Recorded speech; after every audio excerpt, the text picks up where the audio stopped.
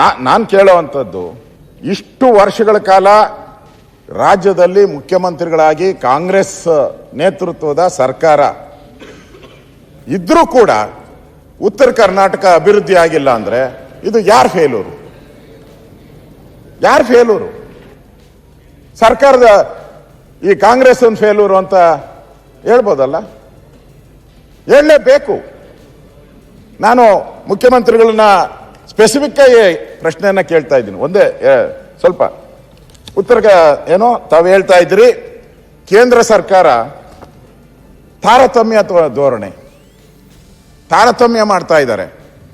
ನಮ್ಗಿಷ್ಟು ದುಡ್ಡು ಕೊಡಬೇಕಾಯ್ತು, ಅಷ್ಟು ದುಡ್ಡು ಕೊಡಬೇಕಾಯ್ತು, ಕೊಟ್ಟೇ ಇಲ್ಲ ರೀ ಅಂತ ಕೇಳ್ತಾ ಇದ್ದಾರೆ. ಯಾವುದು JJMದು ಹೇಳಿದ್ರು. ಮೊನ್ನೆ ನಮ್ಮ ಹಾಸನದ್ದು ಇವ್ರದೇ ಇರಬೇಕು, ಇವ್ರದೇ ಪಾರ್ಟಿ MP ಇರಬೇಕು, ಅವ್ರು ಪ್ರಶ್ನೆ ಕೇಳಿದ್ದಾರೆ ಆ ಸಚಿವರನ್ನ, ದಾಖಲೆಗಳು ತರಿಸ್ಕೊಳ್ಳಿ ಬೇಕಾದ್ರೆ. ಅವ್ರು ಕೇಳಿದ್ದಾರೆ, ಇದ್ರದ್ದು ಹಣ ಯಾಕೆ ಬಿಡುಗಡೆ ಮಾಡಿಲ್ಲ, ಬಿಲ್ ಸಬ್ಮಿಟ್ ಮಾಡಿ ಹಣ ಬಿಡುಗಡೆ ಮಾಡ್ತೀನಿ ಅಂತ ಉತ್ತರ ಕೊಟ್ಟಿದ್ದಾರೆ.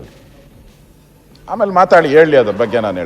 ನಾನು ಮುಖ್ಯಮಂತ್ರಿಗಳಿಗೆ ಜ್ಞಾಪಕ ಶಕ್ತಿ ಚೆಂದಾಗಿದೆ ಅಂತ ನಾನು ತಿಳ್ಕೊಂಡಿದ್ದೀನಿ. ಬೇಕು ಅಂತ ಯಾಮಾರಿಸೋದು ಬೇಡ. ಯಾಮಾರಿಸೋದ್ರಿಂದ ಉತ್ತರ ಕರ್ನಾಟಕದ ಸಮಸ್ಯೆ ಏನು ಬಗೆಹರಿಯಲ್ಲ.